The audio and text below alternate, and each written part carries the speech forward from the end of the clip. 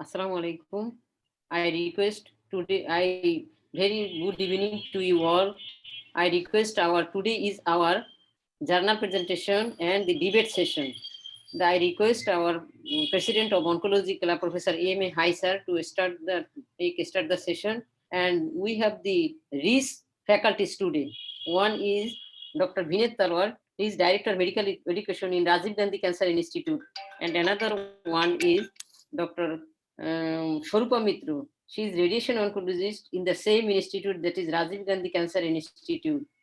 And Dr. A.K. Goodman, she is director and professor and director in fellowship program in Massachusetts General Hospital, Boston. And another one is Dr. Bhagyalakshmi Nayak. Bhagyalakshmi Nayak is Acharya Harihar Cancer Institute from India. Yapa.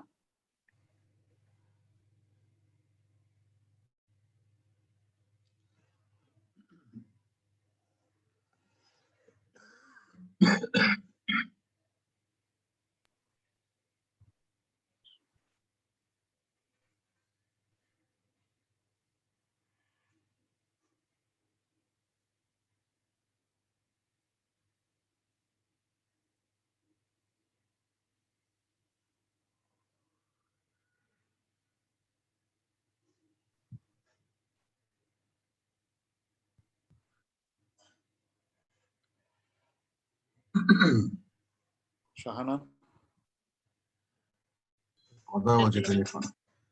Sir, they are not still. One cannot. Today, several times we are in the Zoom meeting, so they are confused that who is IT they use. Okay, so we start. Shahana, I'll ask Sir to start. Sir, my request, Professor M.A. Haisar, formally start the program so that we can go to yeah. Shana is busy. Shana is busy, no problem. Bismillahirrahmanirrahim. We are now in a session of gynecology. Today is our program is tumor board and Journal Club and debate. Yes. Okay, today we have a number of faculties from abroad.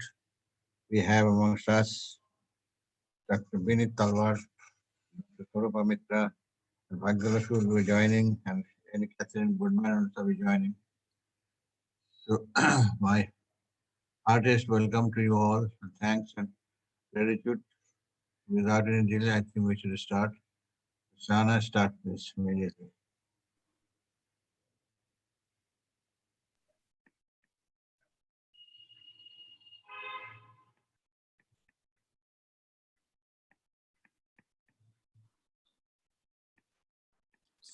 Shana, introduce the debater and ask them to start. না ওরা কামাল ভাই যে সারাদিন প্রোগ্রামের মধ্যে ছিল তো সন্ধ্যার সময় এখন ওরা ভুল করে ওগুলির মধ্যে ঢুকে বসেছিল এখন ঢুকতেছে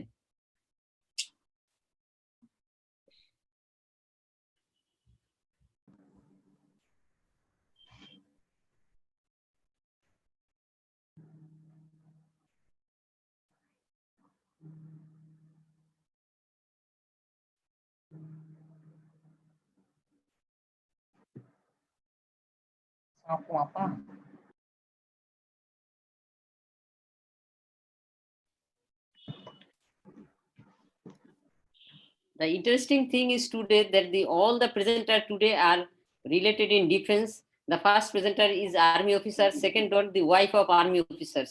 So today our first presenter in debate is Dr. Lieutenant Colonel Shahanas. She was with us in training program for last 6 months. And yesterday she completed her training from National Cancer Institute and Hospital. I request Dr. Shahanas Ahmed to start her debate. Dr. Shahanas, please. Am I audible? Yes. My slides are visible. Yes. Okay. Respected chairperson, learned audience, and distinguished faculties, Assalamu alaikum and very good evening. I am Lieutenant Colonel Shahnaz Akhtar, Army Medical Corps. I invite you all our today's debate. Conservative surgery is a preferred option for early stage of ovarian cancer. I am in favor of this debate. Ovarian cancer is a disease of postmenopausal ladies, but 3 to 17% patient epithelial ovarian cancer are found in reproductive age group around the age of 40 years. So if this age group is underwent through radical surgery, their endocrine and reproductive function will be lost. So our aim to cure those women with early stage of ovarian cancer as well as maintaining their quality of life. Recent guidelines agree about the adequacy of conservative treatment in women with ovarian borderline tumors and also grade 1 tumors as well.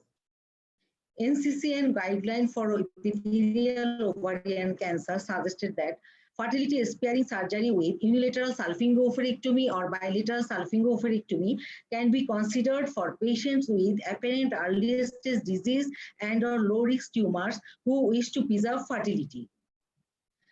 This study published in BMC Cancer 2019, fertility sparing surgery and oncologic outcome among the patient with early stage ovarian cancer propensity score match analysis.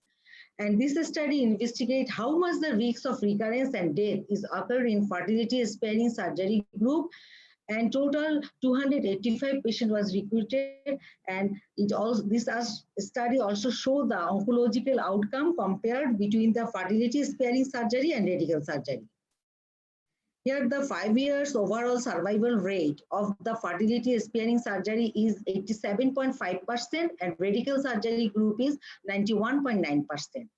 And the 5-year recurrence-free survival rate of fertility sparing surgery is 80.8% and radical surgery group is 86.9%. So there is not significant difference between these two groups. Using a propensity score matching technique cohort, the 5-year recurrence-free survival rate is 80.8% for fertility sparing surgery group and 84.7% for radical surgery group. And 5-year overall survival rate is 87.5% for fertility sparing group and 87.5% for radical surgery group. So statistically, there is no significance between these two groups. Fertility sparing surgery in early stage epithelial ovarian cancer, it is published in Journal of Gynecological Oncology, volume 25 in 2017. And this study shows the recurrence rate of the patient for fertility preserving group and radical surgical group. 7 patients experienced recurrence among 36 cases, 4 about 22% for fertility preserving surgery group, and 16% for radical surgical group. 50% of relapse occurred in residual ovary, and this can overcome by surgery and chemotherapy. Regarding obstetrical outcome, all patients of fertility preserving surgery group consume their menstruation within 6 months of surgery.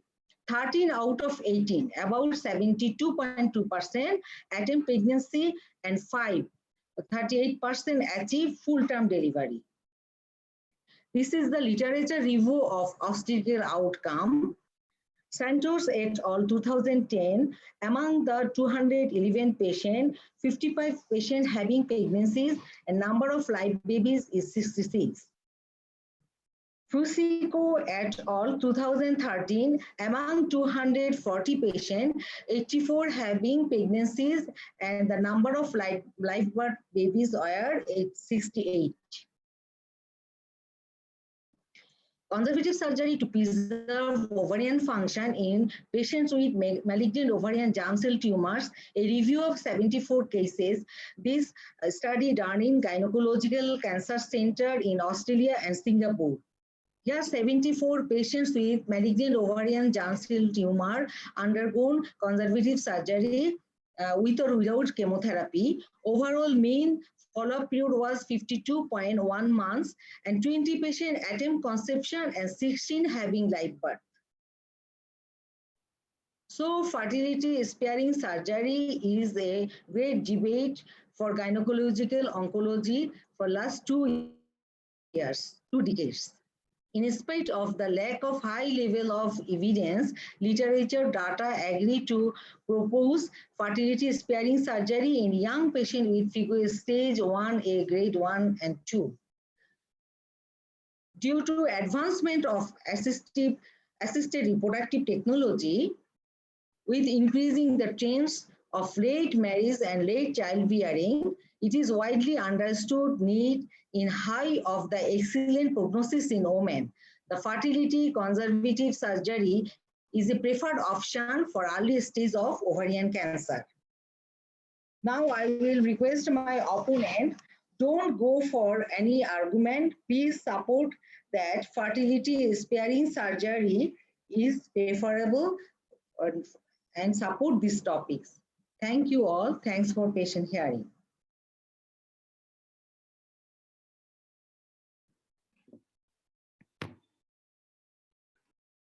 Thank you, Dr. Shahnaz, for your nice and brief presentation in this debate. Now, our opponent of this debate is Dr. Farzana Islam. Dr. Farzana Islam, she is gynae oncology subspecialty student working in National Institute of Cancer Research and Hospital. I request Dr. Farzana Islam to present her topic. Dr. Farzana, please.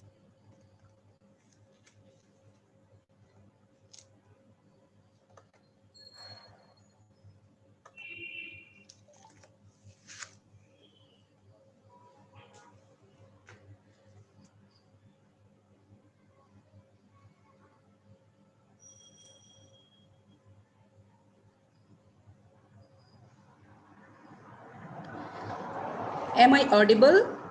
Yes. Is the screen visible? Yes.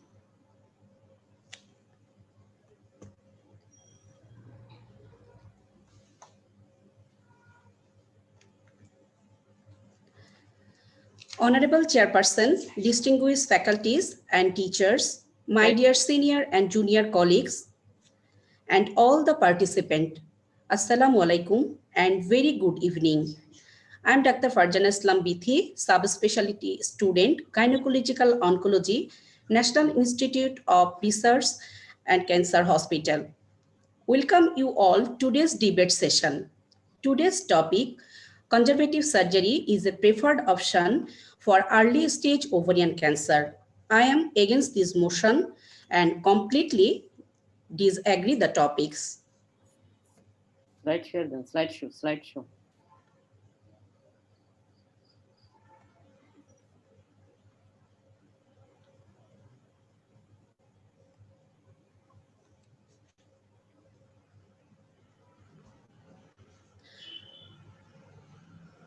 The malignant ovarian tumor is a post-menopausal disease. It is more frequent in 5th and 6th decade of life.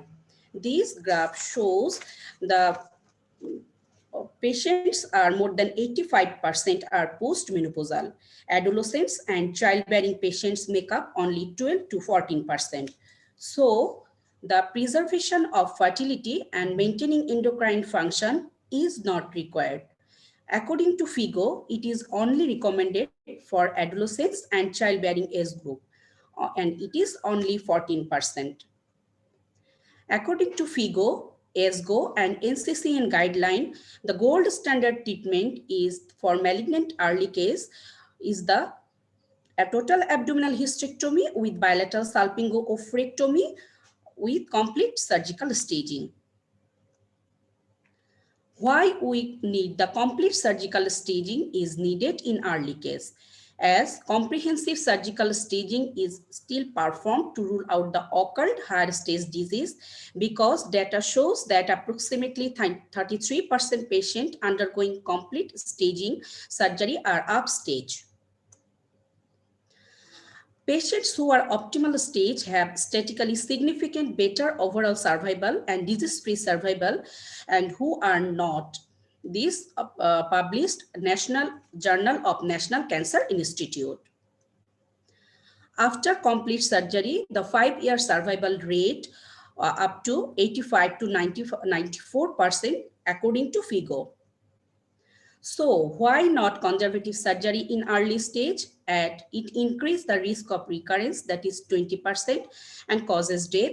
needs close follow-up, side effect of adjuvant chemotherapy such as amenorrhea, infertility, failure of adjuvant therapy, salvage and second look surgery, completion of surgery after incomplete surgery, stage 1A clear cell variety, survival rate is very low. Mucinous tumor is a heterogeneous, which is usually chemo-resistance. Journal of Gynecological Oncology shows if fertility sparing surgery, then need the ART, which could increase the rate of recurrent ovarian cancer or even the incidence of further estrogen-dependent cancer such as breast and endometrial cancer. After conservative surgery due to adjuvant therapy, loss of ovarian reserve occurs. Then how can we get pregnant naturally with the low ovarian reserve? We needed in vitro fertilization and it is very expensive for the patient. In ART needed GnRH analog, which causes the hematological malignancy, breast cancer and non-malignant disease. In case of bilateral ovarian tumor, during the conservative surgery, need cryopreservation of the ovarian tissue, oocyte and other embryo. The potential risk that cryopreserved ovarian tissue might harbor malignant cell that can induce tumor recurrence. This review article published December 2011 regarding the reproductive outcome after fertility sparing surgery in early stage malignant ovarian tumor. The rate of women with successful conception after fertility sparing surgery is only 30% of all the patients. This original article published 2013 in Oncology, this shows the gynecological outcome of fertility sparing surgery. Where the fertility sparing surgery, the gynecological relapse is 11%, and in case of epithelial ovarian tumor, radical versus the fertility sparing surgery, relapse rate range between the 4 and 15%. This original article shows that three group of people who is published April 2010, and this article shows the three groups of people where group A are good prognosis group, group 2 are fairly good prognosis group, and group 3 are bad prognosis group. Here the group A, that is shows the overall survival rate. In group 1 and 2 there is no significant difference, but group 1 and 3 which causes the significant difference. In case of recurrence-free survival, the curve shows there is a significant difference in case of group 1 and 2 and group 2 and 3. This article also states that fertility sparing surgery can be recommended for patient with, cannot be recommended for patient with stage 1A with grade 3 histology or stage 1C with clear cell or grade 3 histology. So my opponent is conservative surgery is preferred option for all cases of early stage malignant ovarian tumor or not for selective case.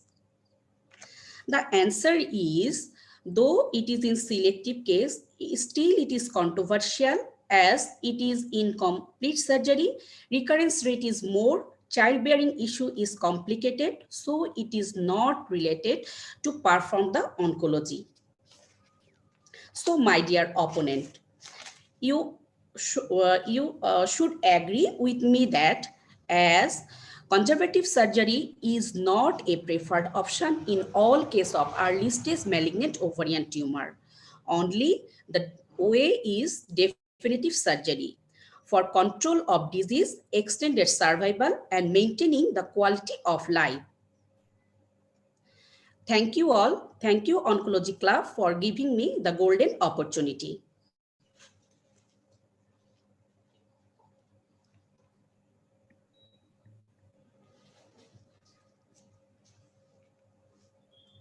Thank you, Dr. Farzana Islam Biti, for your nice presentation.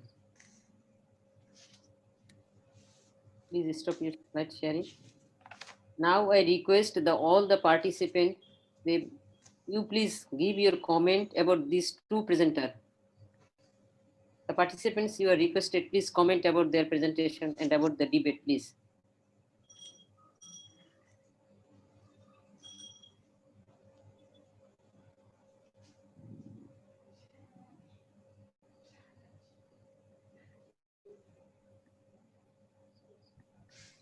Shahana, Yes, so if I'm allowed, yes, we do debate for the sake of debate, yes. but we know that always whatever is said by the for the motion or the against the motion is not the final message that we should carry. So as we have Dr. I was waiting whether we have Dr. Bhagya with me, so Yes, that I could have asked her. Did she Both- join? yes, both of them are coming. Dr. Bhagya and Dr. AK, they Okay. are joining shortly.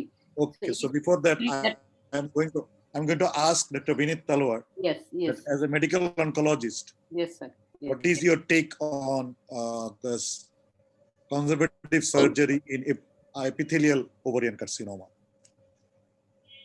See, when you say epithelial ovarian carcinoma, you already, narrowed down the spectrum of patients who can be taken up for conservative surgery. So if you would have asked me CA ovary as such, then I would have said that histologies like germ cell tumor, where nowadays there is a basic accent on minimal surgery wherever possible, because these are exquisitely chemosensitive tumors. Other can be Leydig cell tumors, or another one could be mucinous tumors. So if you have these histologies, then definitely if you have an early stage, these are the ones who can come under the ambit of fertility preservation surgery. If you say epithelial cell tumors, then, the problem here is that the stage of the disease is post-surgery. You have a clinical stage, but the final stage is post-surgery, where, you have done an adequate dissection. And when I say ovarian laparotomy, you do a bilateral salpingo-oophorectomy, hysterectomy, and then you remove the omentum. Then you look at the paracolic gutters, you do the stripping there, you do the lymph node dissection, you look under the undersurface of the diaphragm. All these things are done, and you take a wash and you do the cytology of that fluid. You see if there is ascitic fluid, you take that out, and again that you send for cytology. So having said that, when you do all these things, the accent of a fertility sparing surgery, is in a very, very small niche area. And that would include, if I were there, I would do a laparoscopy first and ascertain that visually the disease appears to be localized, and then only go ahead with the fertility sparing surgery. Because doing a fertility sparing surgery, you have to have a plan which should be prior to the surgery, and not, when you open up and then you decide. So if you do a laparoscopy and you don't find, peritoneal seedlings, and you find that disease appears to be localized, and if you have a prior biopsy which says that it is one of the good histologies, like what Dr. Fazana said, if it is a clear cell, then it is a big no, because it is a very bad histology, and whichever the stage might be, we have to give adjuvant chemotherapy. So in that case, we cannot take chances. If it is a good histology, and along with that, there are other low risk markers associated, then probably in only those small subset of cases we should take up for fertility sparing surgery. Now, why I'm saying laparoscopy is because, sometimes you might do a CT scan of the abdomen, and it might turn out to be normal for the peritoneum. And we have seen it many times, you have peritoneal seedlings, small rice grain seedlings, which are there, which may not be picked up by a CT scan, because CT scan has its own resolution. Below 2 to 3 millimeters, it says it is negative. And that is the area where, laparoscopy comes into being. And So I think there should be a symbiotic laparoscopy and CT scan evaluation. You have to draw up a plan in mind. You have to see the histology. And when you are reasonably sure that disease is localized, that is, the subset of patients in epithelial cancers, where you should take them up for this limited resection. The others, like I told, germ cell tumors, Leydig, mucinous, and granulosa cell tumors, there, of course, you can have these kind of sparing surgeries where you see that the disease appears to be localized. You can get away with that because you have got good salvage options, but not in a bad histology like clear cell or the other kinds in which it's a high grade serous. You have to be really very, very sure that it is localized disease, and then you should proceed. So that would be my take. Okay, if I change my question in a different way, that it is not a fertility sparing surgery, it was an unplanned surgery, and finally we found out that unfortunately for any reason adequate surgery was not done, but this tumor came out to be, the cell infinitectomy is properly not done, but it is the capsule is intact and the grade is 1. So can we trust that, well, Dr. Vineet Talwar, for any reason, we couldn't do the surgery because initially, for any reason, we didn't knew that we need to do all this thing or we couldn't do it. Now, can you take care in epithelial cancer? Again, I'm stressing on epithelial cancer that we couldn't do the complete surgery, but can you take care of this patient by adjuvant chemotherapy? Or can you offer the same outcome? No, that's a very good question. And we also have these problems in our center also, people getting surgery done outside. And then they come with the incomplete surgery. Now, at the outset, you have to define what is a complete surgery in which the lesions should be less than 1 centimeter. So if you have that, then only probably, there might be a situation where we can try to salvage it out. But if you find definite gross macroscopic disease, I feel they should be taken up for a proper ovarian laparotomy, because then and only then you will come to know the actual stage. Otherwise, it is just a pseudo staging, and you're trying to, get away, and you will not get the desired result in these cases. So if you are reasonably sure that lesions are less than 1 centimeter, a proper debulking has been done. Only in those cases we have to take these patients up for chemotherapy upfront. But otherwise, I think we have to do a proper ovarian laparotomy, stage the person carefully, and then take a call as to what the further treatment has to be. No, sir. I have a question. Sometimes we know that the patients has come to us with the just simple oophorectomy, and in that the histopathology report was the capsule was intact, not proper staging was done, and patient needs fertility sparing. In that case, should we go for relaparotomy, or we will believe that the complete surgery has done and we can wait and observe? In that case, what will we do? Dr. Shana, there, you have to see if it is a clear cell histology, Yes. if it is a high grade serous tumor, where you have a bad prognosis, where a complete laparotomy has not been done, whether it is a mucinous tumor, whether it is a germ cell tumor, all those things which have to be taken care of. It is a bad histology, definitely you have to go in and redo it. If macroscopic disease is there, definitely that has to be taken care of. And if it is a good histology and grossly the surgeon had taken out and a post-op CT shows no evidence of disease, and at the time of surgery the surgeon has seen that there is no peritoneal seedlings, probably in those small niche groups, you can get the desired survival benefit which you would get from an actual staging of that kind. Okay, sir. Thank you. Sometimes when we think that we shall have to do the laparoscopy, when should we remove the tumor around 10 centimeter or 8 centimeter with laparoscope, or should we go for the laparotomy? Just laparoscopy is for just observing whether the disease, staging of the disease. Yes, yes. Laparoscopy is for observing that, because see, you are you know very well that if it's a 10-centimeter tumor, Yes, sir. you know, delivering that with a laparoscope is going to be a tall order.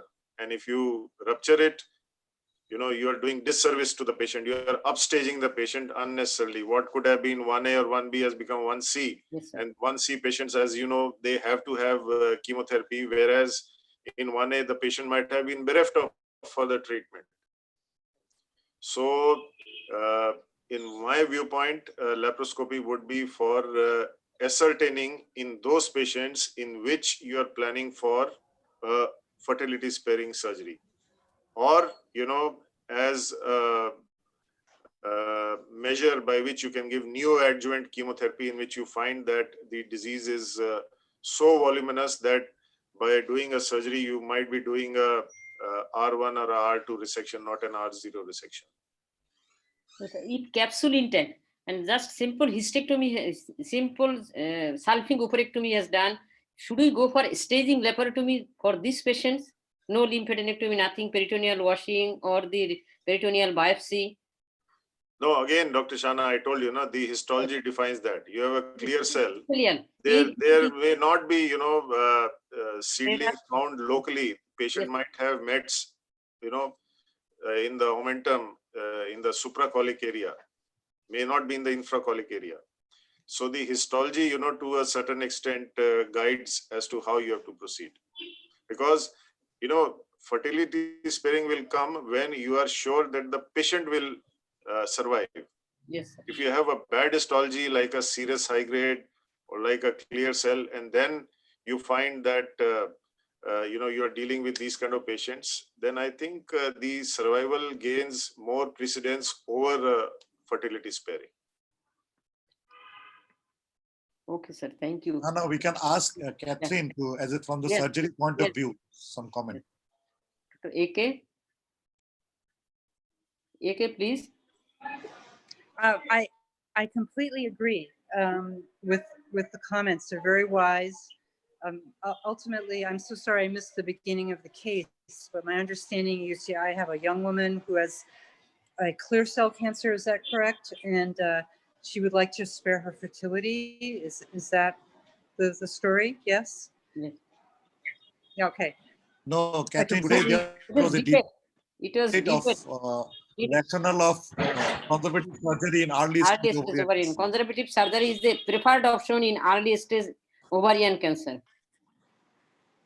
The debate, yeah. Yeah, so basically, I completely agree. You need to remove the cancer and you need to do it in the safest possible way. Just as a comment, laparoscopy versus laparotomy is really a technique. It's a tool. So it's about your capacity, your personal experience, and your equipment, right?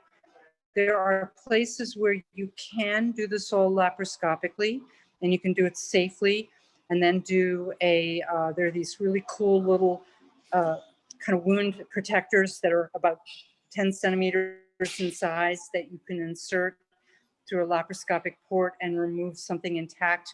Colectomies nowadays are done this way. Nephrectomies are done this way. So you can, and if you have the capacity, the tools, and the personal experience, do some things laparoscopically.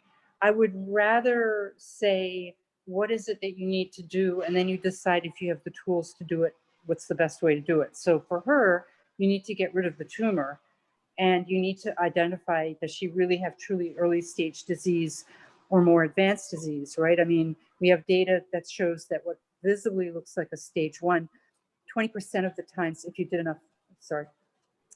enough biopsies, you would upstage in about 20% of what looked like stage 1. So clearly, from a prognostic point of view, potentially for a treatment planning point of view, staging is very important. The staging is different than fertility preserving, right? Unless you have bilateral tumors or you have involvement on the surface of the uterus, in which case, no, you can't do fertility sparing. You need to remove all gross disease. And then the second question, which is, what's your tool? you make that judgment. You can look inside laparoscopically and you have a 10 centimeter smooth walled, completely mobile cystic mass that you can place into a endoscopic bag, bring it to the surface and take it out without rupture, fine. Versus you have a 10 centimeter mass that's completely stuck to the sidewall with surface excrescences. No, you can't do it laparoscopically. So that's really more of a technical judgment call on the part of your surgeon. So, AK, my question is, can we, two questions. One is, can we compromise the extent of surgery based on the staging? So if it is a very early stage, can we compromise the lymphadenectomy part? This is number one. And then number two, we know that the bad histology like clear cell, we should not go for conservative surgery. But before doing the surgery, we don't know the histology. How can we know that it is not a clear cell? It is, I mean, to take a decision on the table, how it is possible? Very interesting question. We argue this over and over again. I would say it is your early stage tumors where doing the lymphadenectomy makes a difference, right? In the more advanced stage tumors, you already know that you have an advanced stage tumor. And we have the LION study. We know that therapeutically, it doesn't make a difference, right? But in the early stage disease, your lymphadenectomy will potentially upstage you. And so I'd say probably the party line would be, this is the patient that you really want to know where they are prognostically. In terms of you don't know it's clear cell or not, you know, you take it out, you make your judgments. If you have frozen section capacity, great. If you don't, you wait for your final. You can always bring your patient back for a second surgery based on elements. But I think the principles of surgery is to remove completely what you see, all right? And if it's a malignancy, to do staging, right? Thank you. Dr. Vinit Talwar, are you there? Dr. Vinit? Yes, in some early stage, we see that the recommendation is observation or chemotherapy. So stage 1A or grade 2, I mean, this is some indeterminate area. So the guideline is saying adjuvant 3 cycle to 6 cycle or observation. So the question is how to decide whom to keep on observation and whom to give chemotherapy on those very early stage of done, complete surgery is done, complete staging is done. You have all the information. Now the guideline is telling observation or chemotherapy. So my junior colleagues would love to know that how you decide which group you want to keep on observation and which group you want to give chemotherapy. Okay, there are two components. You have stage 1A, stage 1B. 1C, you have to give chemotherapy. Yes, sir.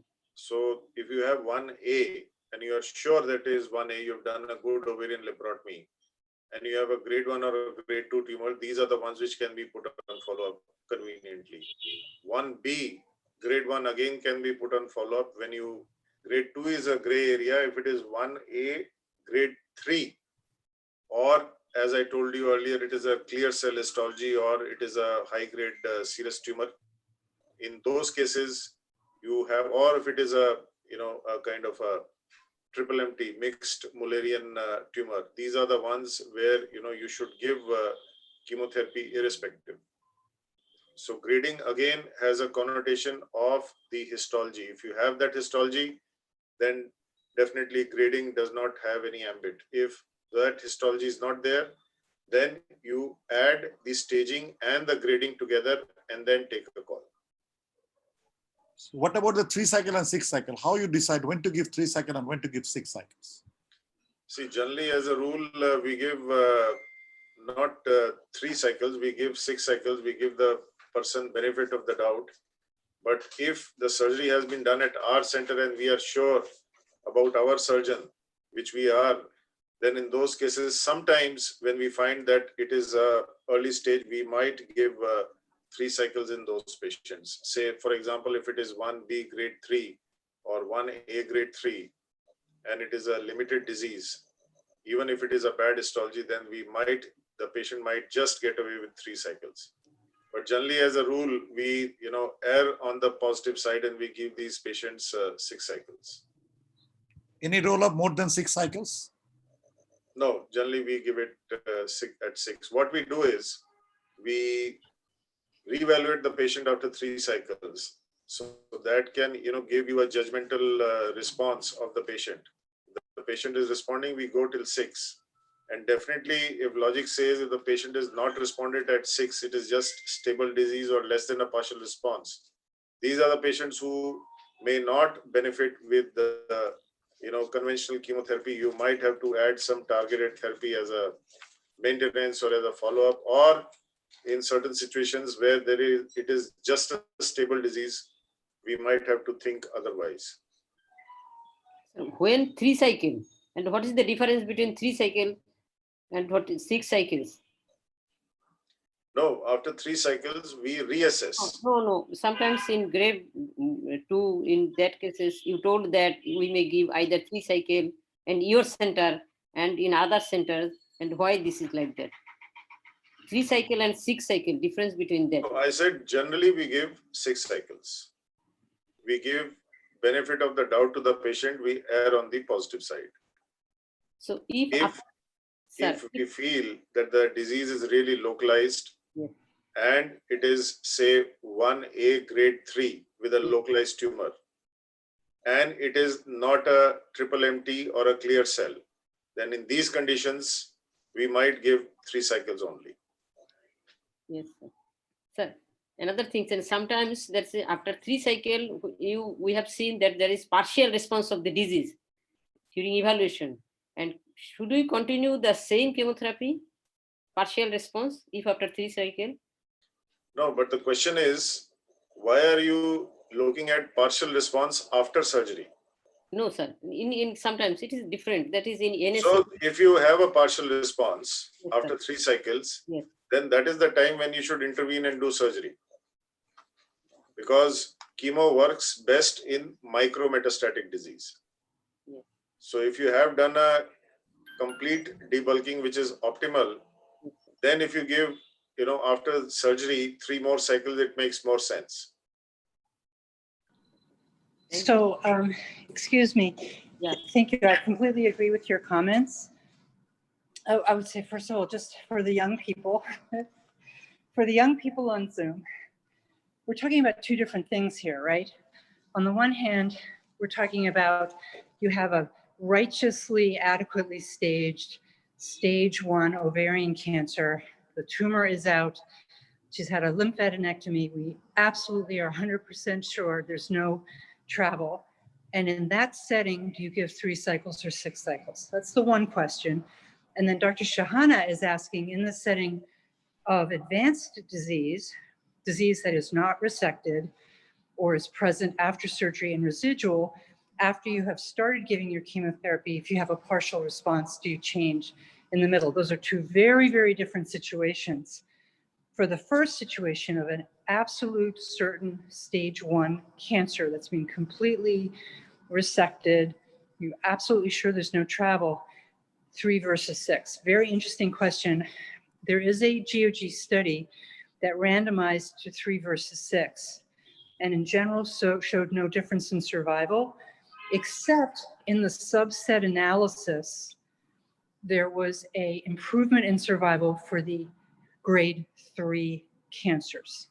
So the way I personally read that is I give 6 cycles also for a adequately staged stage 1 ovarian when it's a high grade tumor. When you have a low grade tumor, like a grade 2, a grade 1, or it's a histopathologic subtype that actually has a better prognosis, such as endometrioid, and it's a low grade, grade 1, grade 2. I see those are the people where you could do 3 cycles versus 6, but you could stop at 3, right? Dr. Shahana's second question, which is about advanced stage where you've given neoadjuvant chemo or you've given post-op chemo, you have residual disease and it's shrinking, but it's still there. I think the party line for that is to push on with the chemo that you have as long as you're getting a response. But you're bringing up a really important point. Again, we're not talking about stage 1 here. We're talking about advanced disease. After 3 cycles, chemosensitive cancer is in general very, very much treated. We see that when we do interval surgeries on really well-treated advanced disease. We go in there, there's no ascites. You can see that maybe there's a little metastatic disease in the omentum, much, much better. And then we have the patient where we go in there and it's like you didn't give chemo. It's like crunchy, it's big, and you know, this is a person who's going to have chemo-resistant or carbo-resistant disease. Yeah, very interesting questions. Thank you, AK. Okay, Dr. Bhargava? I want to ask that when is the time that you want to change the chemo? That say we think we are not very happy, want to change the protocol. What is the time? Either neoadjuvant or adjuvant. When we will decide to change the drug? Well, personally, I would do it for progression. Yeah. Message is partial response is not an indication of changing the drug because it is a response. Only on progression, we should not jump because we will be exhausting our molecule because this patient will come back with a recurrence, and if we don't keep the molecule for future, we will be exhausting it. So that if there is even a partial response that Dr. Vineet Talwar and Goodman said that we should continue this pushing with the same molecule. We should not change to a newer drug to exhaust the molecule. Okay, thank you. Dr. Bhagyalakshmi joined with us. Bhagyalakshmi, please. Yes, I think I also agree with Dr. Kamal that exhausting chemotherapy is also a very difficult thing. But then there are some cases in which there is no response at all. Yes, yes. Or there may be, the tumor may progress on chemotherapy. I think in those cases, we have to change the chemotherapy or we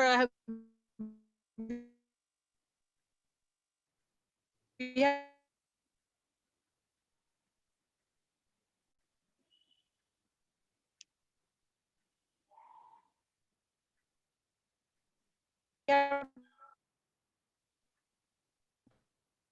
to change the diagnosis. So we had, or it's some other cancer. So I think when it's progressing. Hello. Yes. And here.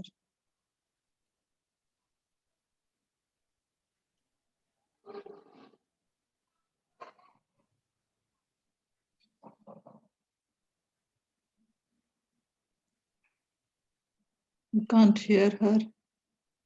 Shahana, I think we are trying to. Probably. Bhargava? Hello. Yes, I'm having yes. little network problem today, Yes. Dr. Shana. Yes. Yeah. Yeah, I just wanted to tell that if it is progressing on chemotherapy or there is no response at all, we have to go back on our diagnosis actually.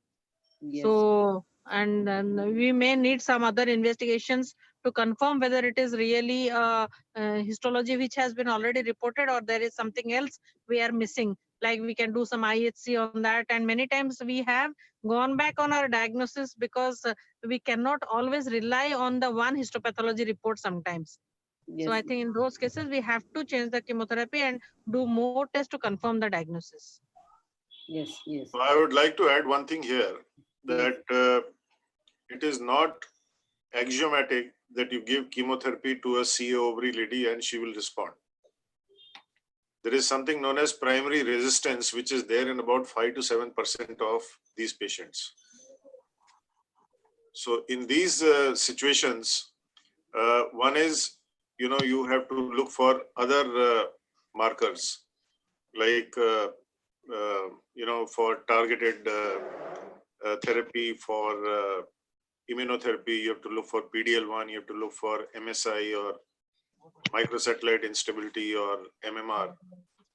And the other thing is, when you find that you give 3 cycles of chemo and there is no dent on the disease, if possible, and if it is surgically resectable, then I think you should go in and do surgery and then proceed after that. With that, you will get 2 things. One is you get a debulking, and second, you will again come to reaffirm what is the histology of the disease, whether it is actually what you think you are and you're treating.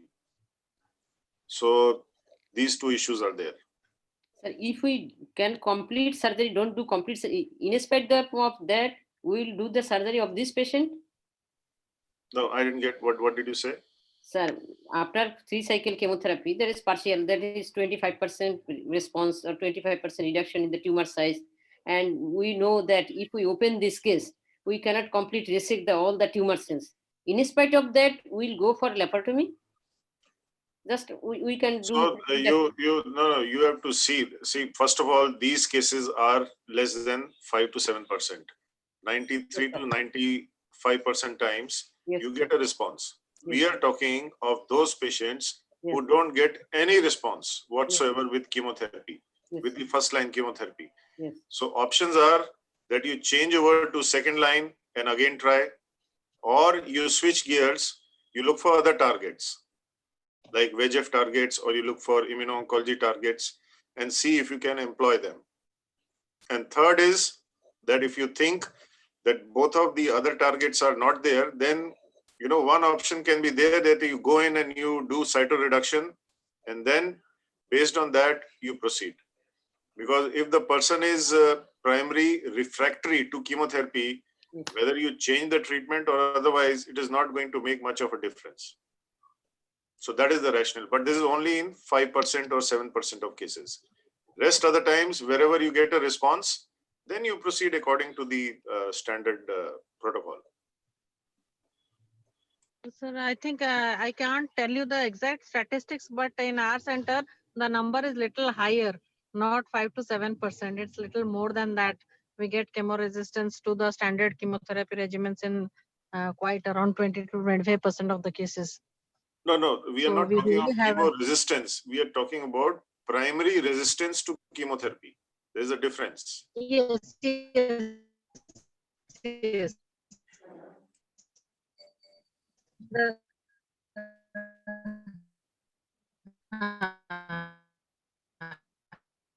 yeah. Yeah.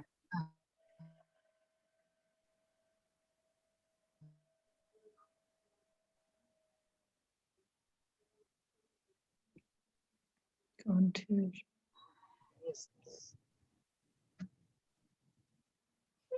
So, So, Shahana, yes, if we but- can summarize that on the discussion, what we understood, Yes. that we need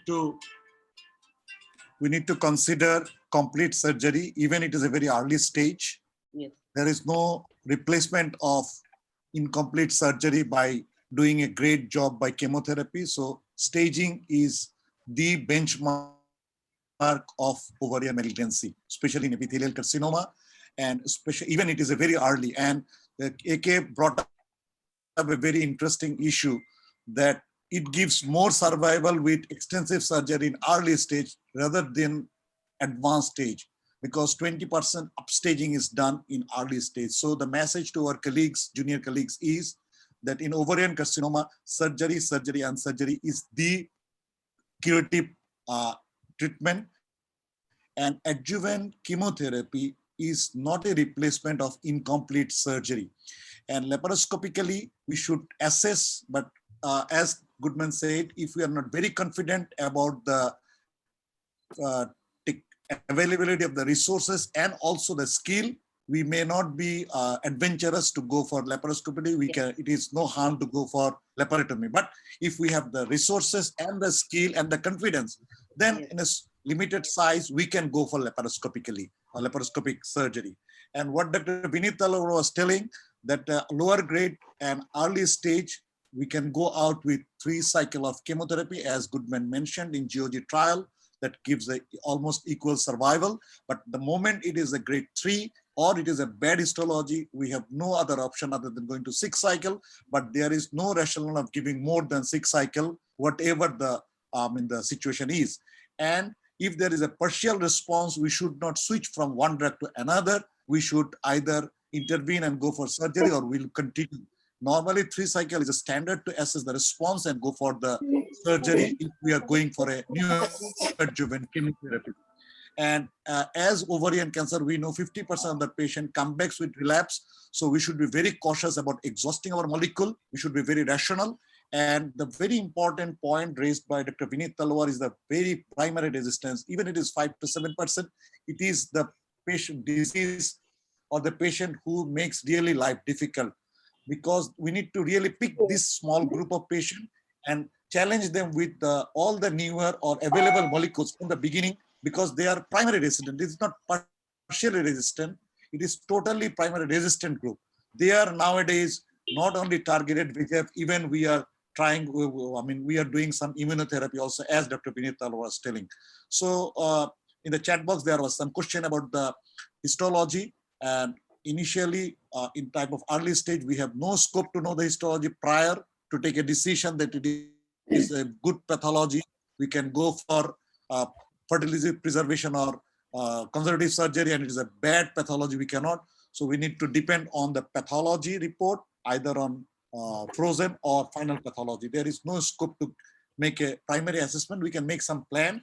And the most important part was that it is not the on-the-table decision. If we are really going to take a risk of doing a very minimum surgery for a very early stage of ovarian cancer for some obvious reason, it should be a pre-planned decision. I mean, all the MDT should sit together, evaluate the images, and then they should take a decision that, yes, we are going for something like that. It is not on the table decision that, well, it is an early stage, we can go away with something. No, it should not be, because I think the most important point is the 20% staging by doing the pathological staging. So I think this is what I understood from all the discussion. Yes, thank you, Kamal bhai. Thank you very much for your brief. One thing, Dr. Shana, I would like to add one thing. Yes, sir. That since you are talking of fertility preserving surgery, Yes, sir. and you have a young lady who may have, a high-grade serous carcinoma most of the times, it is always prudent to do a BRCA testing, BRCA1 and BRCA2. Why? Because if they turn out to be positive, then probably we can, give them a maintenance after the first set of chemotherapy is over, and they get a very good progression-free survival and overall survival benefit. So, are you doing BRCA 1 and 2? Dr. Kamal, are you doing there or? Not available. Not very routinely. Yeah. Not very routinely, but that is another issue. We will bring you for that issue, because okay. sometimes Yes. it is a problem now. Yes. I know, but the problem is now the promotion of BRCA and using of PARP without BRCA is becoming a curse sometimes. Yes. So we will discuss another day what is the right place to do the BRCA and when to use the PARP. Because that is another. Why I was saying it was because you are dealing with fertility preservation, and that translates into young ladies. Yep.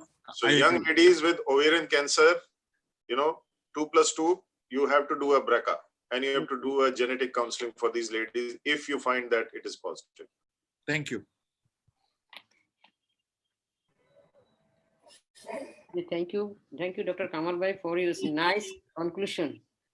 Now we'll start our journal presentation, and I request Dr. Shaila Nazneen to present her journal. Shaila, please.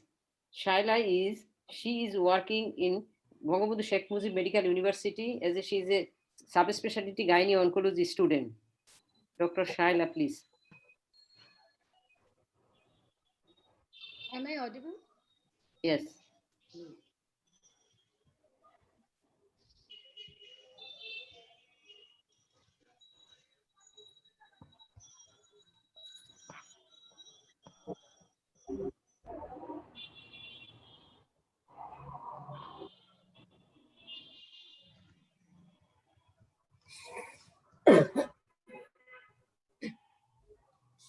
Are my slides visible? Yes.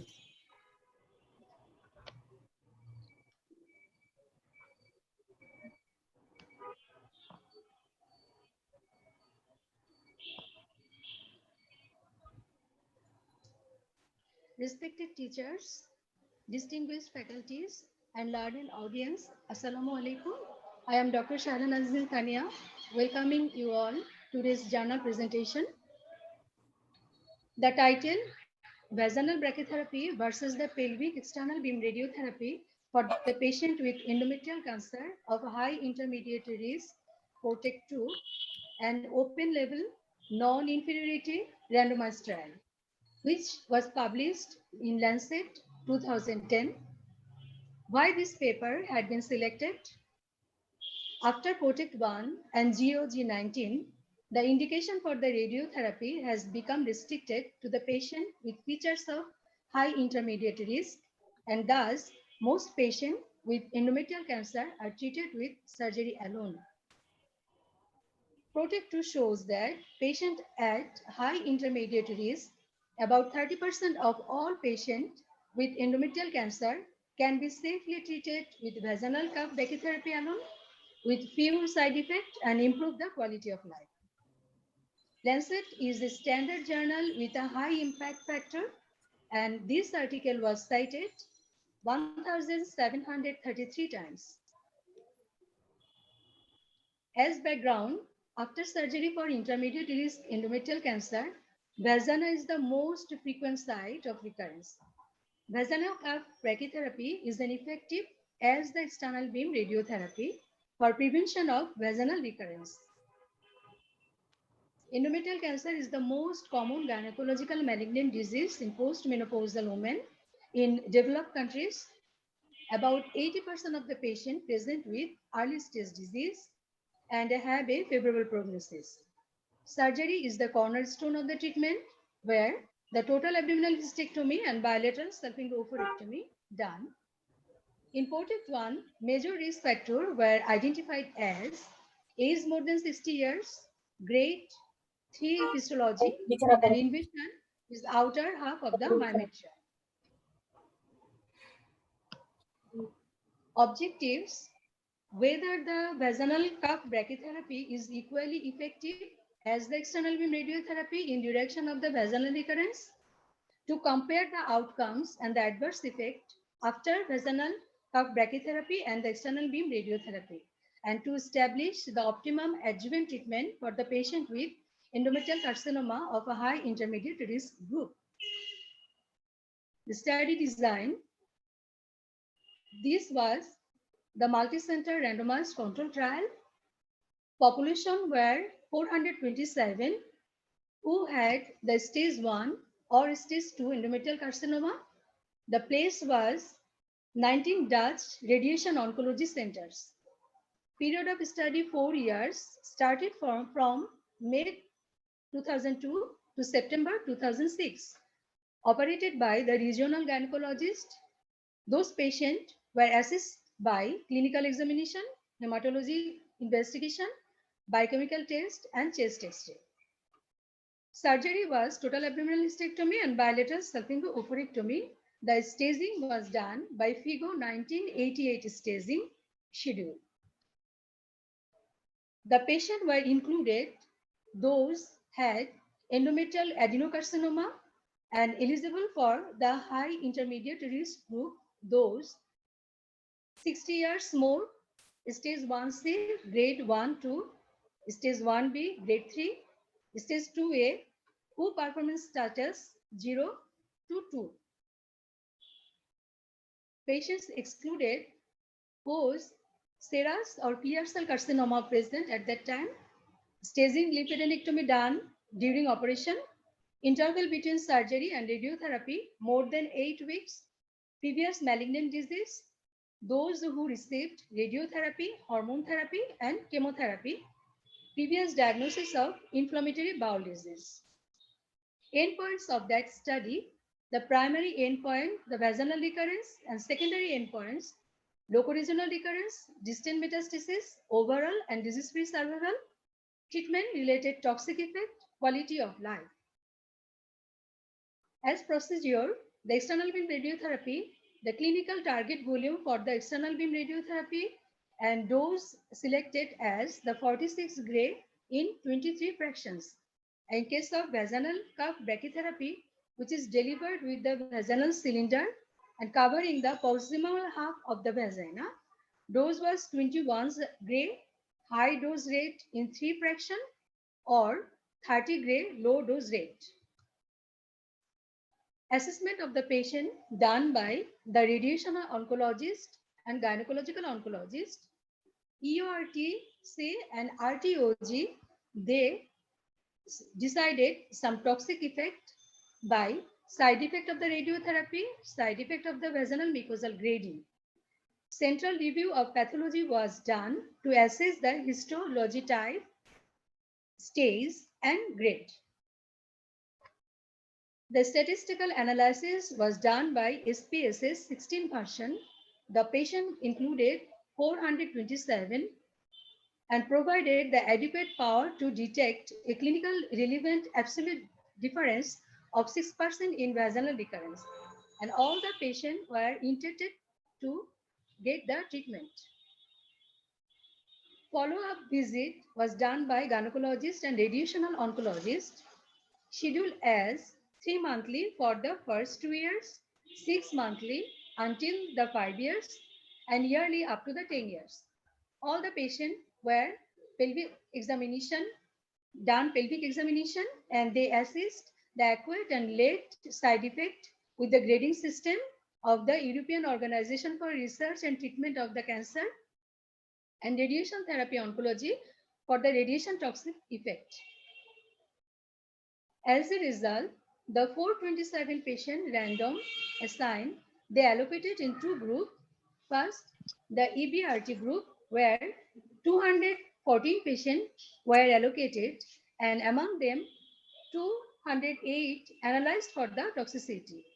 On the other hand, 213 allocated for the vaginal beam brachytherapy, vaginal cuff brachytherapy, and 213 included in intention to treat the analysis for primary and secondary endpoints.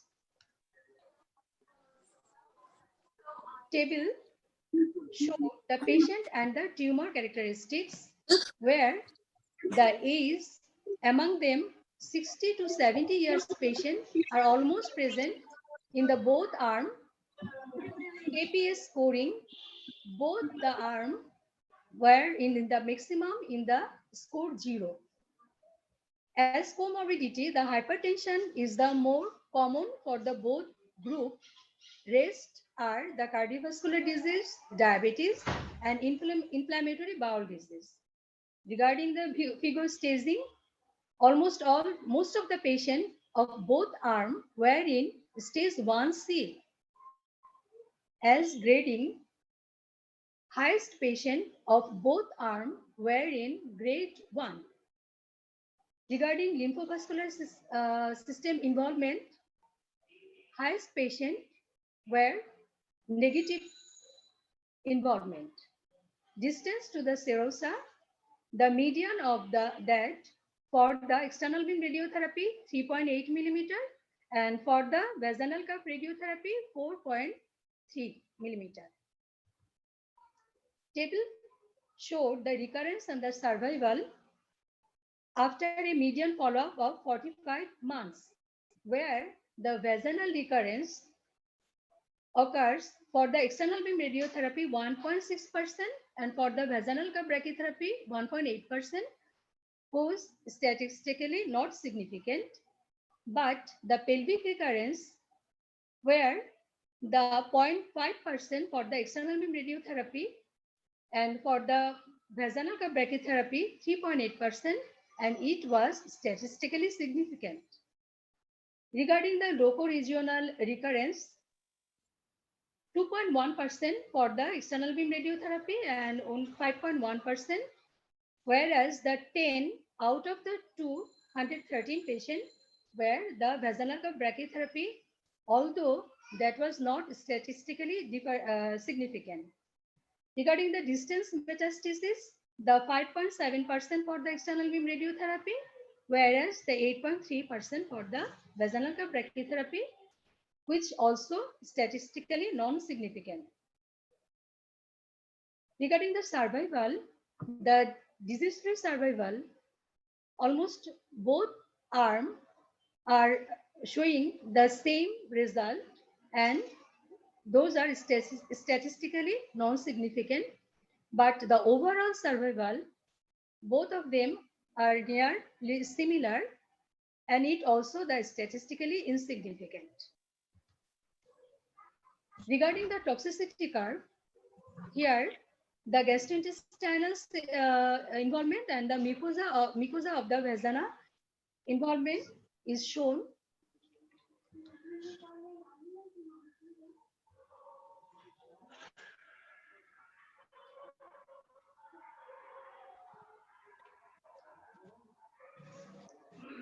For the external beam radiotherapy, the 58.5% were involved, and for the vaginal curve brachytherapy, only 12.5% shows the toxicity. Regarding the discussion, the PROTECT-2 trial compared the efficacy and toxicity of the external beam radiotherapy and the vaginal curve brachytherapy for the endometrial cancer of the high intermediate risk. It shows that patients at a high intermediate risk, about 30% of all patients with endometrial cancer can be safely treated by the vaginal curve brachytherapy alone with fewer side effects and improve the quality of the life.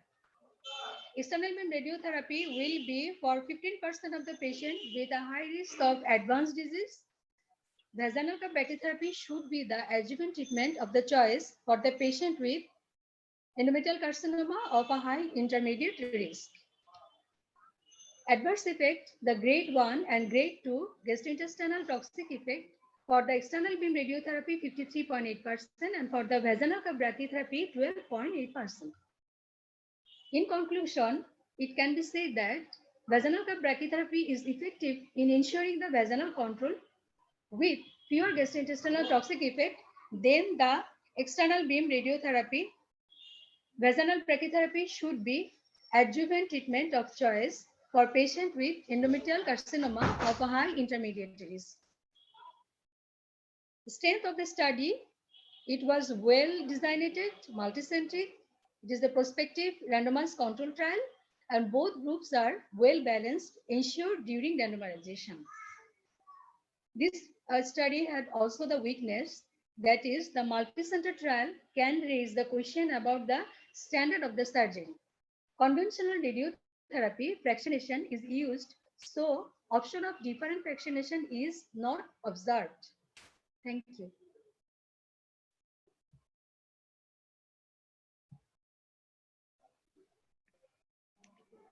Thank you, Dr. Shaila. Now I request our participants to ask question to our presenter.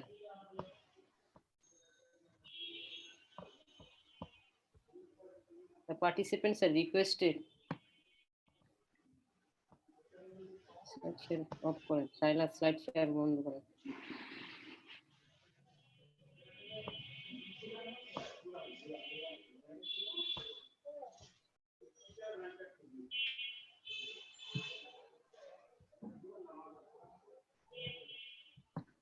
Anybody can ask Dr. Shaila? Anybody?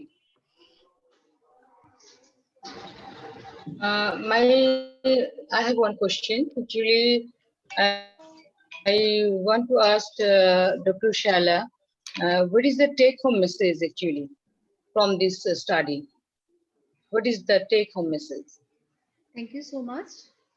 The take-home message for this study is that here the adjuvant treatment, that is the vaginal curve brachytherapy, should given for the patient for better outcome. Thank you. Assalamu alaikum. I have a question to Dr. Shaila. You showed that in case of pelvic recurrence, in vaginal curve brachytherapy, more pelvic recurrence. Why should we prescribe vaginal curve brachytherapy in this situation?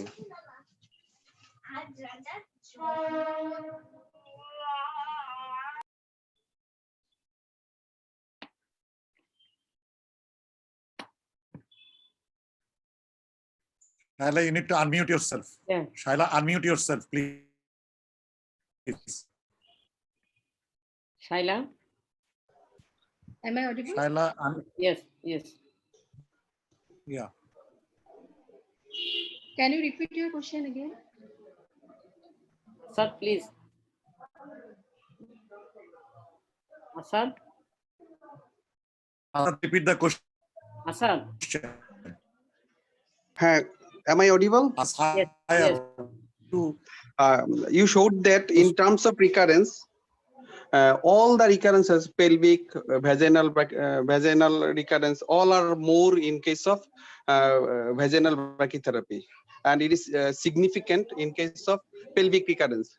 So why should we recommend vaginal brachytherapy?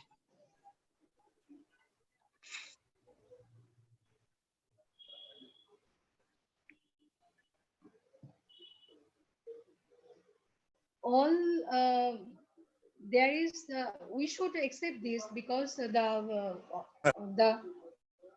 sir, can you help me, Thomas sir? You please go to your result box and it is explained there, result. Swarupa, let Swarupa make some comment. Swarupa, why should we pick vaginal brachytherapy even there is a higher pelvic recurrence? I think that's a very good question, and this is the question which intrigues us even now. Now, let me just begin, give a short profile of this test. Why was this trial? This trial was done to target a group of patients, that is the early stage high intermediate risk group. You are very clear about the early stage low risk group, nothing to be done, most of the patients. You are very clear about the early stage very high risk group. For them, the external radiation or the chemotherapy needs to be added. But where are we in confusion? That is this group, that is the high intermediate risk and the intermediate risk early stage group. So here, according to this trial, which was published in 2010, there is another part which was published in 2018. So in 2010, this says that yes, vaginal brachytherapy is the minimum which needs to be given. But there is a clause over here. There are, if you see this, there are a group of patients who needed external beam also.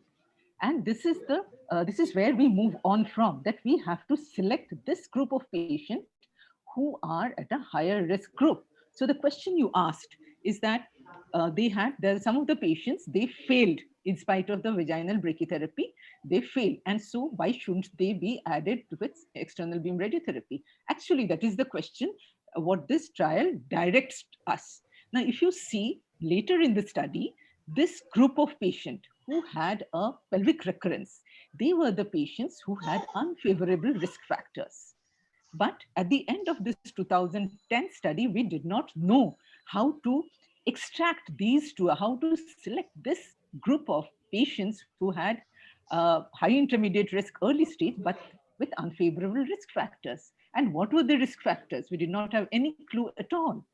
And that is why the 2018 updates were updated. And that is where it comes that how do we select this group of patients who need probably more than vaginal brachytherapy, that is the external beam radiation, right? So there comes the molecular biology. The molecular tests need to be done. There are 3-4 groups of such tests which need to be done, like the pole mutation, the microsatellite instability, the copy number low, and the high risk groups. And along with this, there is an L1-CAM expression and also the LVSI. The LVSI is very important. So we need to identify that group of patient, and generally this group of patient is the one who have LVSI, substantial LVSI positivity, TP53 mutation, and L1-CAM expression. So this group of the patients we need to identify further on, and we can select this group of patients and say that yes, this is the group who needs external beam radiation. Am I clear? Yes, yes.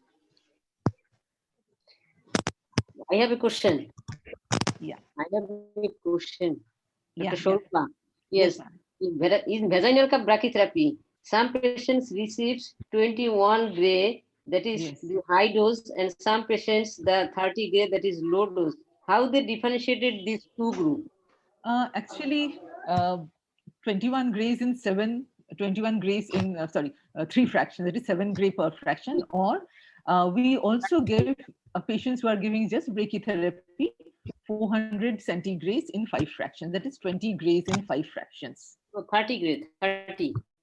No, but 30, there that is is the low 30 dose. grays also. Yes. That is Yes. the LDR dose you are talking about. But nowadays, nobody gives the LDR dose. We are giving the high dose rate, HDR.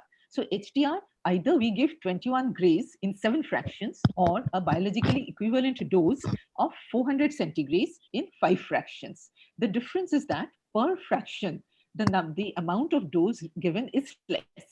So that decreases the mucosal toxicity. So generally what we follow is 400 centigrays in 5 fractions. That is 20 grays in 5 fractions. It is biologically equivalent to 20, what you are giving. And in fact, many patients, many hospitals give 21 grays in, 7 grays in 3 Infection, fractions. and it is how many days interval it is given? We give, see, theoretically it can be given at 6 hours difference. But to be to be comfortable for the doctors, for the hospital, we give 1 week interval. When we are giving 400 centigrade, since the number of dose, the amount of dose is less, we give it twice a week. But theoretically, you can of course give, at a difference of 6 hours.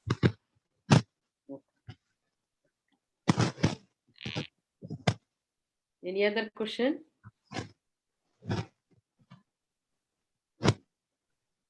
Asma, Dr. Asma Siddiqa. Asma, please.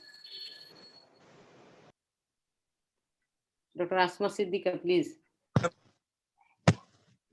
We can ask some questions. We are Trojans House for Oncology. Banga is Nine mune છે. કે બનુ બેટા? Yes, Shahana. Yes, madam. You please comment or you please ask any question. No, I was just hearing, and it is a good discussion going on. And I had just a question in my mind to Dr. Sharupa about how you treat the vaginal cup. How much? I mean, 1/3 of the cup, or it depends on the margin. It depends, on the vaginal cuff involvement, on the vagina involvement. So if the vagina is not involved, we treat the upper 1/3. And if Upper it is 1/3. involved, we go on to treat the upper half or the 1/3. This is 2 centimeters from the distance of involvement. Yeah, that is very important point I wanted to mention, because I have seen to treat a longer length, like half of the vagina, and patients coming back with severe rectal reaction and rectal. That is why it is better to give less grays per fraction. That is 400 centigrays per fraction. Then the mucosal toxicities are less. And it is also very important to teach the patients about a vaginal dilatation, because later on in life, the vaginal atresia and the mucosal fibrosis, they really ruin the quality of the life. So it is a part of the treatment that a vaginal dilatation and an intercourse or a coitus should be explained to the patient, both the husband and the wife. Yeah, that is very important. Yes, very important. That is very important. And as we are working in a cancer center, government cancer center and privately cancer center, why we get the many patients, there are the patients even after cervical cancer and also in the endometrial cancer, patients come with us with their vaginal adhesion of the vagina, and there is collection of the vagina. So it is our take home message from the Dr. Sharupa Mitra that everybody of us, either gynecological oncologist or general gynecologist or radiation oncologist, everybody, we should counsel the patients about they do not they should go for the either intercourse or manual. They have no husband, they will go for manual dilatation of the vagina. Otherwise, invariably sometimes we get patients like this, that is vaginal adhesion of the vagina, and there is some continuously there is discharge and accumulation of the fluid in the vaginal wall. So it is there are dilators also available these days. You can get them online also. There are very good plastic dilators are available. So according to the size of the vagina, they can be selected 2 centimeter, 2.5 centimeter, 3 up to 3.5 centimeters. We have vaginal dilators. So the patient can be taught to use them on their own. Yes, ma'am. Sometimes if the patients cannot get that, then in that case, we counsel the patients, then you please wear a gloves and either with a Yes. jelly or anything, you could Exactly. manually dilate your vagina. Exactly. Yeah, that's exactly. right. It's good advice. Rupa, is there any situation where you change the target of the vaginal cuff brachytherapy, say the upper 1/3 half? I mean, in endometrium, I'm talking not about cervical. We know Yeah, yes, sir, cervical, it depends endometrium. on the extension. Yes. But in endometrial carcinoma, when you are giving an adjuvant vaginal cuff brachytherapy, are you always using a rule of thumb that 1/3 half, or No, for sir. some situation you change on the pathology or the time Yes, sir. extension? Yes, sir.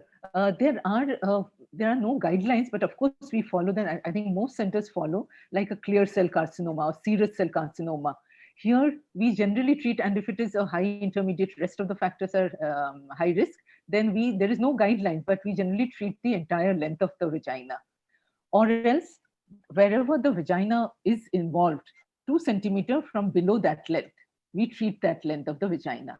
And nowadays, to ensure that we are practicing even the sorbos, that is the vaginal cuff brachytherapy, we are practicing there as image guided. That is the CT based planning we are doing. So in that case, we can really mark out the area which needs to be treated. So suppose the vagina is involved in the upper 1/3, then we take 2 centimeters from that, mark that area, that contour that area, and prescribe the dose to that HRCTV. We call that the HRCTV, and we prescribe that much dose to that area. So it is more of a customization of the dose to that for that particular patient and for her particular histology. So that was the point I wanted to bring up from Sarupa, that this is an area, actually we all kill ourselves for ICRT. But in ICRT, the vaginal cuff brachytherapy, both in cervical cancer and endometrial cancer, except the American Brachytherapy Society guideline, there is no much clear-cut guideline. And sometimes if we are not very sure about it, we do some mistakes. Sometimes we do some overkill, sometimes we do some undertreatment. So as she said that, I think our Banu madam will also agree, in some high risk group like clear cell, or there is some extensive involvement with more risk feature, there is no harm of treating a bit longer length, because we know the 30% plus recurrence in the vaginal stump in endometrial carcinoma, and we don't have second chance to treat. So there we can cover a bit longer area. Yes, sir. Yeah, it is a individual variation. If there is clear cell and vaginal cuff margin is positive, sure, you have to take more length, that is for sure. But routinely, I think that Dr. Sharupa told, and it is you prescribe your dose to surface epithelium, is it not? Yes, yes, yes. Yeah. Thank you. Professor Shahna. Yes, yes. Thank you, Professor Shahna, for the wonderful job you are doing on every Tuesday. And I must congratulate Oncology Club for disseminating your knowledge all over Bangladesh. I have a small question just to know that what is your practice regarding this high intermediate group at your institute? Yes, in our institute, these high intermediate risk patients, we send the patient in multidisciplinary tumor board, and always we advise the patients for this. But sometimes, as you know, we are working in a government cancer center where sometimes the maximum days there is our brachytherapy machine, this is out of order. In that cases, we have to go for the external beam radiotherapy. Otherwise, we advise these patients for the vaginal cuff brachytherapy. And this time I will add, thank you so in much. the American Brachytherapy guidelines, they have added for external brachytherapy boost also for vaginal cuff brachytherapy. Otherwise, for cervical cancer, it is not at all. No external beam radiotherapy can replace brachytherapy. But for endometrial carcinoma, in the recent guidelines, they have said that an SBRT boost or an external RT boost can be given in place of vaginal cuff brachytherapy. Thank you. Thank you so much. Bhagya, Dr. Bhagyalakshmi, she's with us. Bhagyalakshmi? She left probably just few minutes. I think she is having some connectivity problem. Yes, I'm just calling her.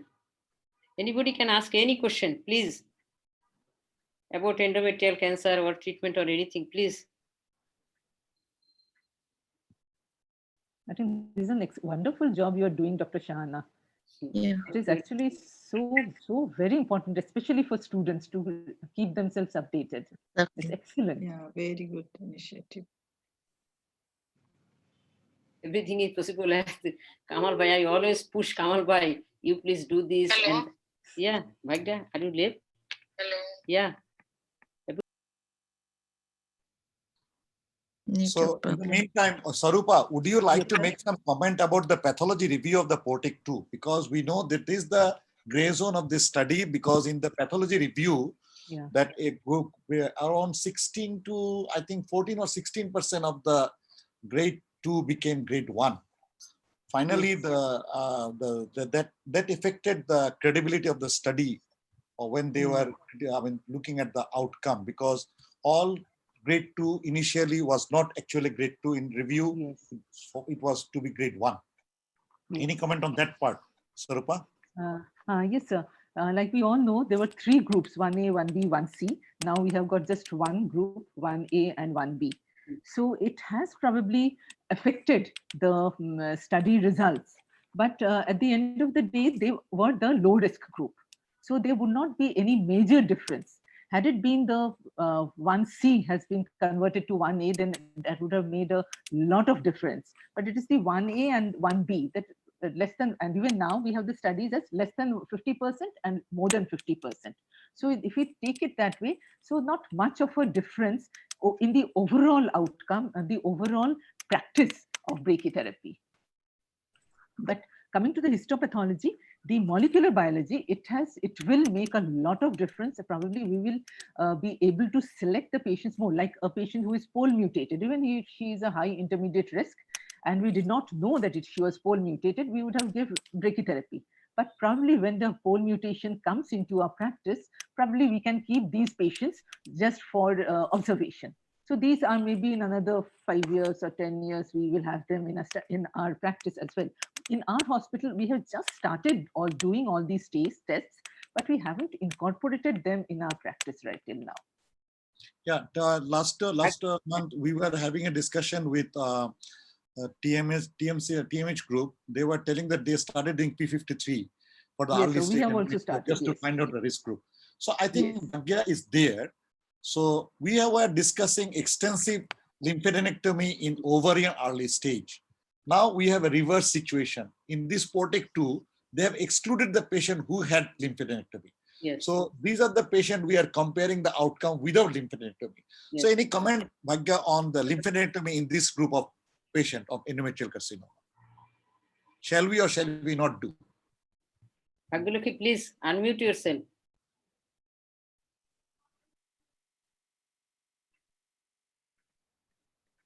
If she has a problem of connectivity, Catherine can also answer if she's there. I don't know whether she's there. I think she's there. She's there. No, she's there. Yes, she's there. Okay. Sorry, I had to take a page. I'm sorry, I missed the question. What was the question? In ovary early stage, we were extensively discussing about the lymphadenectomy. But here, the PORTIC 2 have taken the patient who has not gone lymphadenectomy. Yes. And so can we say it's a reverse situation that here we can avoid lymphadenectomy, extensive lymphadenectomy, and only doing a TH-BLSO and doing the brachytherapy, we can manage the low risk and a high intermediate risk group. Even with the external beam radiotherapy, we can manage the high risk group. We don't need to kill the patient or the surgeon by doing the lymphadenectomy. What is the comment on endometrial? Oh my gosh, that is such a good question. The whole story of lymphadenectomy and endometrial cancer is enough to give you a seizure. It's just so complicated. We've gone from no lymphadenectomy to everyone got it and we cleaned up every lymph node to currently what's called sentinel node biopsies to help do risk management. And I think if you look at the NCCN guidelines, that reflects that. I would say if in a pragmatic world, and you could probably get away without lymphadenectomy. Personally, I would do that in the setting of a very sick patient where I just want to get that uterus out and run away. sometimes in those very sick patients, I just do a total vaginal hysterectomy. I don't even look. I just get that uterus out. But clearly in the majority of your patients, they're well enough and fit enough to undergo a good surgery and a good exploration of the abdomen. And I would say it's important to know what the standard of care is. And I think the current standard of care does include some sort of evaluation of the lymph nodes and some sort of system where you make decisions at surgery to evaluate lymph nodes, whether it is doing the sentinel nodes if you have that availability, or the other one is the Mayo criterion, where you use grade, size of the tumor, and depth of invasion to make your decision about doing lymphadenectomy. So if you have a tumor that is it's greater than 2 centimeters, it's invading more than halfway through the wall, or it's a high-grade tumor, those criterion would lead you to do a lymphadenectomy and a complete lymphadenectomy. But if they don't have those criterion, based on your assessment at surgery, you don't do it. And again, the conversation will continue, but clearly lymph node spread is a prognostic factor. And with the current new PORTEC 3 and greater information that we actually are now doing upfront chemotherapy in the setting of positive lymph nodes, you probably need to include them, unfortunately. Yeah, it's tough, complicated problem. Bhagyaluki, are you there? Yeah.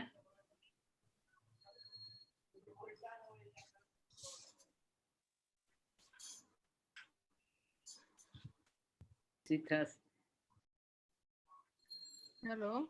Yes. Yeah, I'm so sorry. Some problem with my network today. Yeah, I think I fully agree with Dr. Ankita AK. I think it was a pleasure listening to her. And lymphadenectomy, I think we have very fine lines to draw between whom we need to do lymphadenectomy and where we don't need to do lymphadenectomy. I think if it is a pure grade 1 less than 2 centimeter myoma, less than 50% myoinvasion, you can do without lymphadenectomy. But then looking at Dr. Swarupa's messages, I was able to hear her that if we have the molecular markers, then that grade 1 may not be a grade 1. And after surgery, there is always a risk of upgradation of the grade also. So that is again a very, very gray zone. So we have to have our imaging, our clinical acumen, everything to tell us actually what to do and what not to do at the type of the growth and what is the spread of the growth. So we had a patient who was a grade 1 pre-operatively, and the imaging showed that the myoinvasion was less. But on opening, we actually saw there were multiple serosal deposits. So I think the morphological grade 1 may not be a grade 1. So then, so lymphadenectomy in high grade, there is no confusion about not doing a lymphadenectomy. I think in that case we have to do, because we have to plan the management until we have the sentinel node which is validated in place. So I think there is still a gray zone between to do lymphadenectomy and not to do lymphadenectomy. And the only objective of doing a lymphadenectomy would be, I think, to pick up cases which will not need any adjuvant therapy. So I think that's the role of lymphadenectomy as of now, though some papers still tell that there is some therapeutic benefit, but as of now, it's still of prognostic importance only of lymphadenectomy. So I think we have to do lymphadenectomy in high-grade lesions, in high-risk cases, like if the cervical invasion is there, if there is a grade 3 tumor, it's a clear cell, it's a UPSC, but in grade 1, less than 2 centimeter, I think there's no role of lymphadenectomy. And or in grade 2, little more than myoinvasion, we can do a pelvic lymphadenectomy only. So I think we have to follow some things, but then we have to follow our clinical acumen also. Yes, thank you, Dr. Bhai. Swarupa, I have a question that we are discussing about the vaginal brachytherapy. Yes, sir. But there is a question in the discussion came out that, can you please quickly sum up that what are the situation where we will be using the both EBRT and brachytherapy both? So that is again, right now, we are at a dilemma where we should add the the EBRT also. So right now, considering that everything is in the high intermediate risk group, that is over 60 years, 1C, 1 or 2, 1B, grade 3, if all these are there, then the rest, other thing we see the LVSI. If the LVSI is positive, and since we are doing in our hospital the molecular also, we look at the TP53 and L1CAM also. If they are also there, so these three factors, they define a poor risk. So other than the molecular pathology, if the LVSI present, substantial LVSI is present, and with others, and the patient is about 60 years of age, stage 2, almost all patients we add external beam radiotherapy. So we are adding, summing up, we are adding external beam radiotherapy when a patient is more than 60 years, LVSI is present, stage 1B, grade 3 maybe, the lower uterine segment is involved, and all stage 2 patients, we are adding external beam radiotherapy to brachytherapy. External beam radiotherapy, not always brachytherapy as well. So can I make it more simpler, Sarupa? Yes, sir. That for in stage 1, the candidate for brachytherapy, if it add with LVSI, because now we don't have molecular testing everywhere, then we need to start thinking about EBRT plus or alternative, whatever it is. It depends whether it will be add or alternative. But when there is a LVSI in stage 1, then we should think about EBRT plus minus vaginal brachytherapy. That is the scenario as you were mentioning. Yes. But the moment it is stage 2, there is no option to avoid EBRT. So that is the more in a simpler form we can say. So 1A, and many times we do not add external beam radiotherapy. If 1A and LVSI present and it is a grade 1, we are not adding external beam radiotherapy. In 1A, we would be adding external beam radiotherapy only if it is a grade 3 and C. The C is no more present, more than 50% with LVSI. Then again, we will customize it, this patient, and then probably add external beam radiotherapy. But very few patients in stage grade 1, we would add external beam radiotherapy. I agree, because I was telling that. So whenever the grade 2, then you need to look for other features. Yes. Only grade 2 is not the. Yes. No, not at all. Not at all. Yes. Grade 2 is not alone is not a factor. Yes. So Shahana, we are 10:45. We need to wrap up. Is there any more question, or we need to wrap up? Because is there any more question, please? I mean, if we keep the guests so late, we may not get them on later sessions. Yes, yes. No, they are now our friend, and they are committed that they will be with us in future. Oh, of course, of course. Sir, it is a pleasure always participating here and looking at your enthusiasm, Dr. Shahana's enthusiasm. It actually encourages us. Yes, thank you, madam. Thank you very much. Is there anybody, any question from any corner, please? Or anybody from the faculties? If you have any comment, you please do that. I would just like to say that it's really wonderful to be connected with you all. I feel so blessed to have you as my friends. I miss you very, very much. And I hope that someday we will meet again in the flesh. But until then, I'm so grateful for the efforts and the great hospitality that you all have in bringing me along as I run through my crazy life. I have to congratulate the wonderful, wonderful journal presentation today. I know how much work it is to put that together. So I'm very grateful for all that learning. So thank you so much. Yeah. Yes, thank you. Thank you very much. If there is no other comment and no other question, then I request our president, Professor Dr. Imi Hai sir, to conclude the session. Sir, please.